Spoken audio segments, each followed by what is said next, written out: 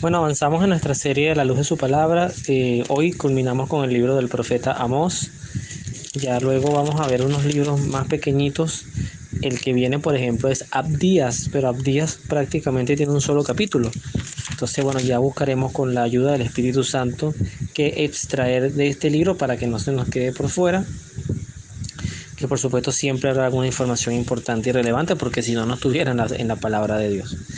Y hoy vamos a profundizar en un tema muy importante, pero además les quiero explicar, porque siento que me cayó como de perla, porque ahorita estoy escuchando un curso por YouTube de Fray Nelson Medina, en su canal, que justamente está hablando el papel de los papas, especialmente desde, si no me equivoco, desde Pío IX, desde Pío IX, en, en lo que refiere a la respuesta sobre la modernidad.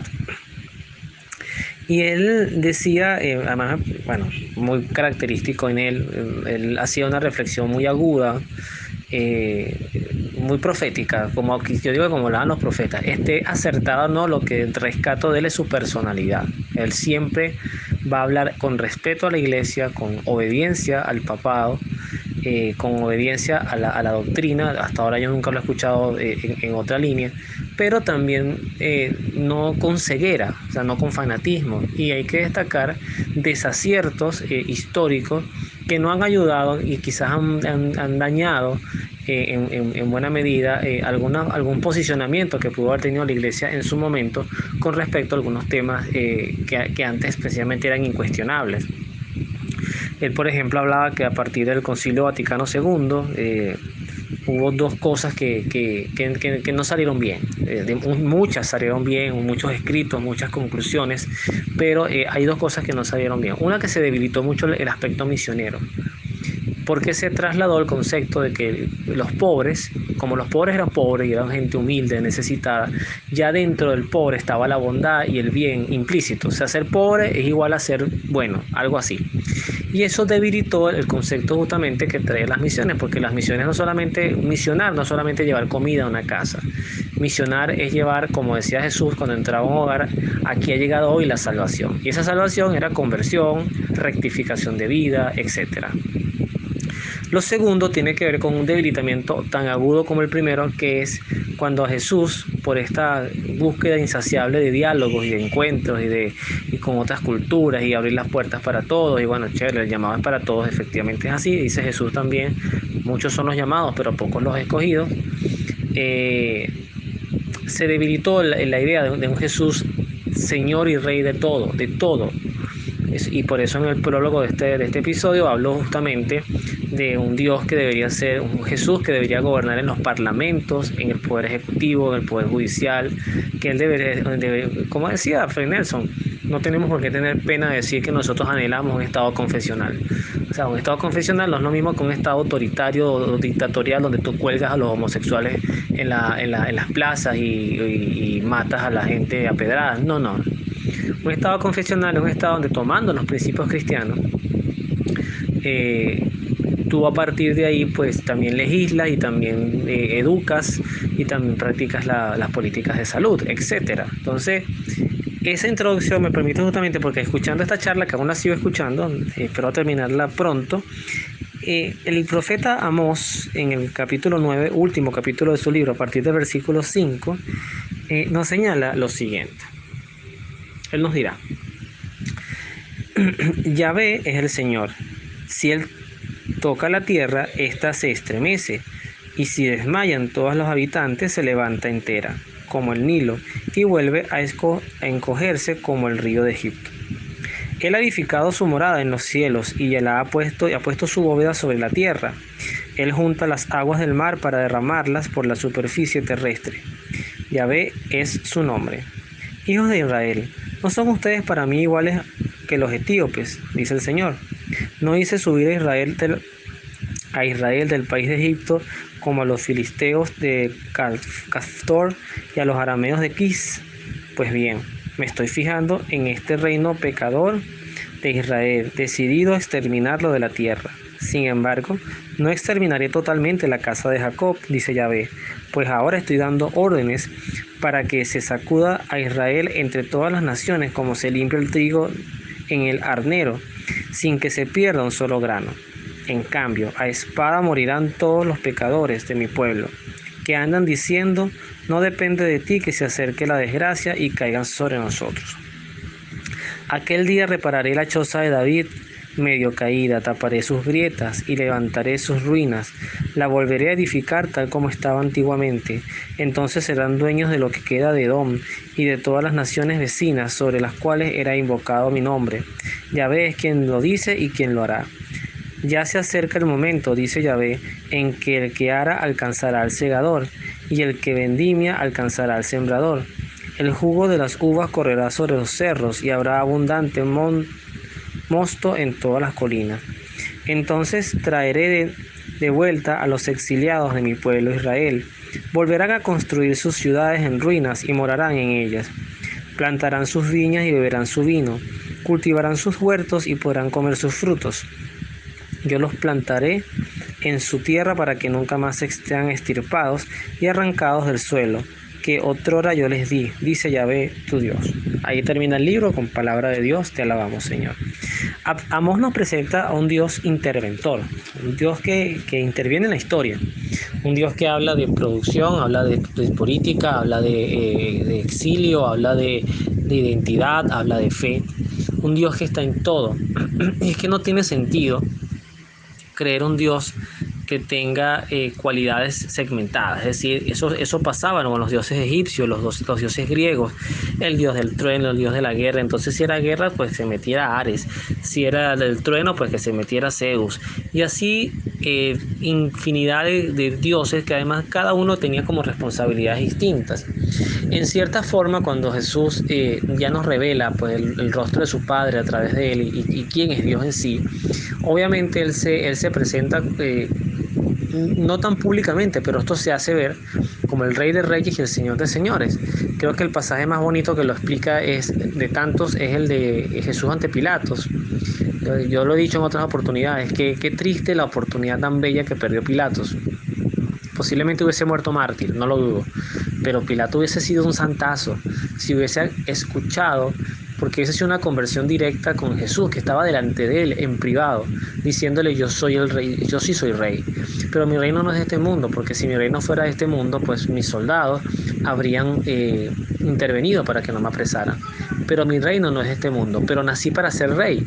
Fíjense ustedes la importancia de esto. Jesucristo ya es rey del cielo, del universo, de todo lo creado, rey de reyes. Y un rey, en el concepto monárquico, un rey gobierna todo. Y esto tiene que verse más que en lo macro, en lo personal. Dios tiene que gobernar, y aquí vamos al detalle, tu economía, tus gastos. Dios tiene que gobernar tu sexualidad. Tu sexualidad entendida bajo la mirada de Dios. La sexualidad no es nunca mala bajo la mirada de Dios. Dios tiene que mirar tu educación, tu formación. Dios tiene que mirar tu política, tus políticos y tus deseos, tu carácter, tu temperamento, tus inversiones, tus decisiones.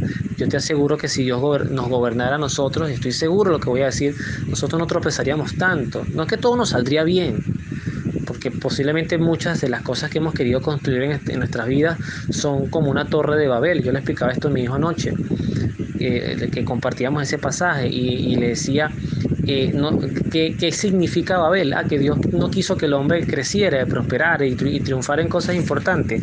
Yo digo, no, lo que pasa es que en Babel hay una pregunta que no se aclara, una respuesta que no se aclara. Querían construir una torre para llegar al cielo, y una vez que llegaran al cielo, ¿qué querían hacer? Buscar a Dios para quitarlo y ser ellos Dios. O sea, hay proyectos que son muy absurdos, pero que no lo vemos de entrada y nos enfocamos por ahí y queremos meternos a la fuerza por ahí, y Dios, que lo ve, pues prefiere confundirnos, prefiere que tropecemos, precisamente para que no nos estrellemos. O imagínense la cantidad de gente que hubiese muerto solamente en el intento de construir una torre que llegara hasta el cielo. Entonces, Dios tiene que gobernarnos en todo. Y eso también lo vemos en el libro del Apocalipsis, que es con el que estamos enlazando hoy, que habla del triunfo de la palabra de Dios. No olvidemos quién es la palabra de Dios, Cristo. Así lo define Juan en su Evangelio, en el prólogo, cuando dice, en el principio era la palabra, en el comienzo, capítulo 1, en el principio era la palabra estaba con Dios y la palabra era Dios. Estaba hablando de Jesús. Dice, vi en el cielo abierto y apareció un caballo blanco. El que lo montaba se llama Fiel y Veraz. Es el que juzga y lucha con justicia. Sus ojos son llamas de fuego. Tiene en la cabeza muchas coronas y lleva escrito el nombre que él solo entiende. Viste un manto empapado de sangre y su nombre es la palabra de Dios. Lo siguen los ejércitos del cielo, los caballos blancos vestidos con ropas de lino y radiante blancura. De su boca sale una espada afilada para herir con ella a las naciones. Él las gobernará con vara de hierro. Él mismo pisará el lagar del vino de la ardiente cólera de Dios, el Todopoderoso. En el manto y en el muslo lleva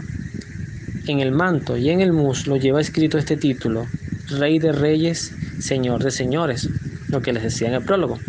Y vi luego a un ángel parado sobre el sol, que gritó con voz potente a todas las aves que volaban en el cielo: vengan, aves que vuelan en el cielo, vengan acá, reúnanse para el gran banquete de Dios.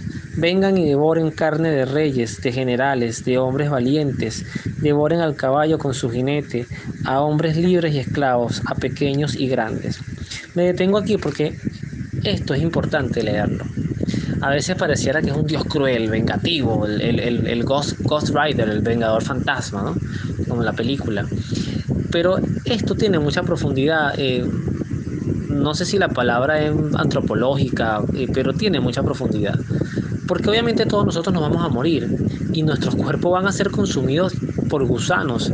Bueno, habrá excepciones. Si alguien que me está escuchando pues tendrá el don de la no corrupción de su cuerpo, que ha habido casos, bueno, bendito Dios, pero la mayoría de nosotros vamos a morir y nos vamos a descomponer, y eso es un proceso natural. Entonces cuando evoca a estas aves, es un recordatorio a eso, a estos reyes, estos Hitlers, estos Mussolini, estos Mao, estos cualquiera, para no meterme en problemas. Porque también en el capitalismo también hay gente así, estos magnates, estos narcotraficantes, toda esta gente que ostentaba el poder y que pareciera que eran inmutables. ¿Dónde están? Bueno, vengan aves y cómanse sus desperdicios, sus desechos, sus perros laman sus huesos. De eso se trata. El impacto es decir, todo eso muere, pero yo estoy vivo. Ese es el mensaje de Jesús, ese es el mensaje de Cristo. Oye, aspiren cosas grandes. Decía Jesús, busquen el reino de Dios y su justicia, lo demás les llegará por añadidura. Y es un trabajo, a veces es un trabajo entender y vivir esto, porque si lo vives mucho, te tildan de fanático. Yo mismo fui tildado muchas veces de fanático, con preocupaciones, o sea, gente que me quería y decía, este muchacho está como muy fanático. Sí, quizás nadie me vio en su momento, hoy creo que no lo estoy tanto, y lo digo con mucha vergüenza, porque debería estarlo más, pero quizás estaba muy enamorado de Dios, y eso no todo el mundo lo entiende. Hay gente que sus hijos capaz ven mucha pornografía y se ríen. Es un machito, mira cómo está, ya está en la edad de muchas cosas. Pero si ve mucho a Dios, entonces pobrecito, es fanático, hay que sacarlo de ese grupo, de esa iglesia. Esa es la mundanidad que ataca justamente cuando se evocan estas aves para que vengan a comerse todas nuestras tonterías, todas nuestras superficialidades. Luego dice, vi entonces a la bestia, que esto no podía quedar por fuera, y a los reyes de la tierra con sus ejércitos, reunidos para combatir contra el que iba montado en el caballo blanco y contra su ejército. Fíjense ustedes, aquí quedan caracterizados los arrogantes, los soberbios, los que se paran frente a la iglesia y la escupen, la orinan, la blasfeman contra ella. Y así mismo lo hacen contra María, contra Dios mismo. Qué triste, ¿no? Entonces, esta gente se para el combate, pero la bestia fue capturada. Y esto es rapidito, no piensen que esto es una lucha. Y con ella al falso profeta que había realizado maravillas al servicio de la bestia, hablando obviamente del anticristo, engañando con ellas a los que habían aceptado la marca de la bestia, a los que adoraban su estatua. Los dos fueron arrojados vivos al fuego que arde con azufre. Palabra de Dios, te alabamos, Señor. El mensaje de esto es claro. Digo que hablar más es como hablar en círculo de lo mismo. Dios debe gobernar nuestras vidas. Dios debe gobernar nuestros colegios. Dios debe gobernar nuestros trabajos, nuestras familias, nuestras sociedades, nuestros políticos. Hay gente que yo he escuchado ahora que en Venezuela viene un debate presidencial y hace 5 o 6 años me lo criticaban. Yo preguntaba, lo único que yo le preguntaba a veces por Twitter, casi nadie me respondía, cuál es su posición en torno a la vida, en torno al aborto, en torno a la familia. No respondían porque eran temas muy antivotos. Si respondías en contra, pero si respondías a favor también. Entonces el silencio era el mejor aliado. Y había gente que me decía, Luis, pero por favor, hay cosas más importantes que preguntar esas idioteces. Bueno, esas idioteces son no dejar a Dios reinar, no dejar a Dios ser Dios. El criterio para gobernar no son estudios, son principios. Es un líder, por ejemplo, que santifica a su pueblo, como el ejemplo claro es el rey David. Si no tenemos a un rey David gobernando a las naciones que tenía temor de Dios, eso es innegable, no era perfecto, cometió pecados horribles, pero tenía temor de Dios y gobernaba para agradar a Dios. Si tenemos ese principio y así lo aplicamos en nuestras vidas, vamos a tener un Jesús gobernando en nuestros corazones y además reforzados con toda la camaradería el ejército celestial que nos va a cuidar sobre todo lo más importante. Nuestro cuerpo podrá ser maltratado, destruido, enfermo, podemos ser perseguidos, mártires, pero nuestra salvación con Cristo está garantizada. Que Dios nos bendiga, nos vemos en la oración.